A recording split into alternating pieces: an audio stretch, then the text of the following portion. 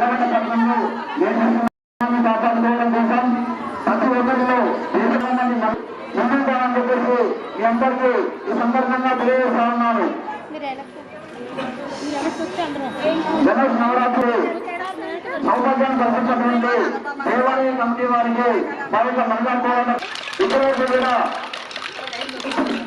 ప్రతి ఒక్క మండపం దగ్గర ఒక్కొక్క ప్రోగ్రాం చేసుకుంటామని ఉన్నాము. మాకు ఎన్నో సెంటర్స్ ఉన్నప్పటికీ ఎన్నో కార్యక్రమాలు ఉన్నప్పటికీ ఇక్కడికి అంటే ఎక్కడ ప్రోగ్రాం ఉన్నామని సమాచారం ఇచ్చిన తర్వాత ఎక్కడ శ్రమం చెప్తే అక్కడికి వచ్చేసినటువంటి మా యొక్క కోలాడుతున్న సభ్యులకు కూడా పేరు పేరున ప్రత్యేకమైనటువంటి అభినందన తెలియజేస్తా ఉన్నాను. ఇక్కడ మాకు అవకాశం కల్పించినటువంటి దేవాలయ కమిటీ వారికి ప్రత్యేకమైనటువంటి అభినందన తెలియజేస్తా ఉన్నాను.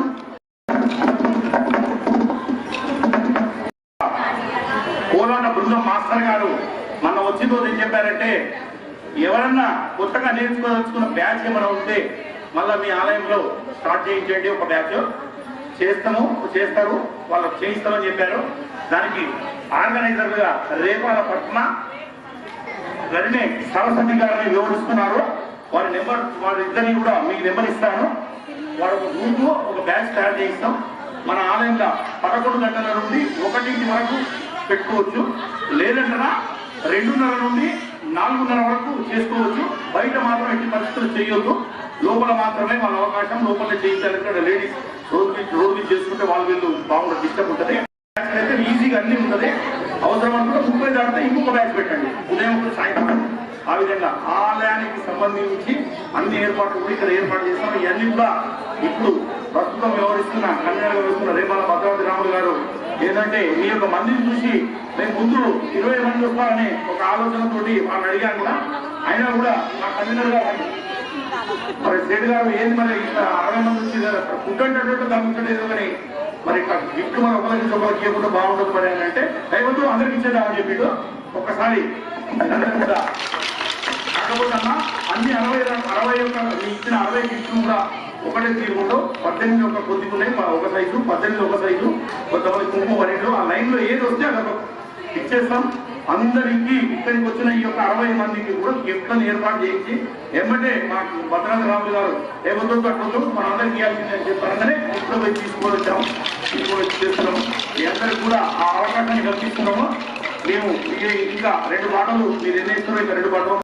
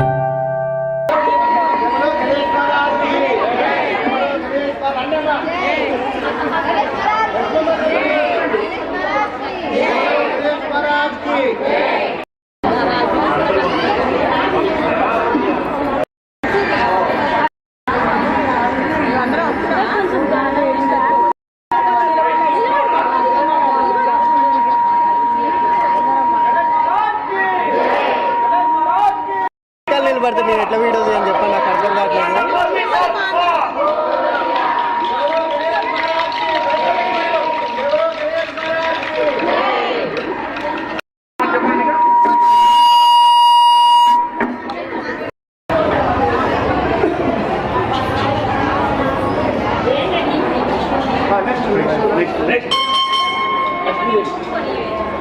జయబలో గణేష్ మహారాజ్ కి జై. వెంకన్న ఏడుగురు వెంకన్న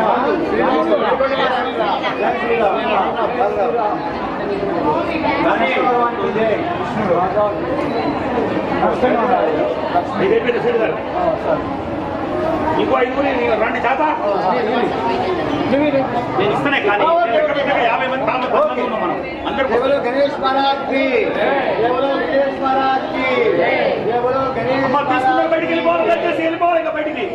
హనుమాన్ కి, ఆలయం చిన్నది, మీ మనసు పెద్దది. గోవింద గోవింద మహారాజ్ కి జై. ఎవరైతే తీసుకెళ్ళి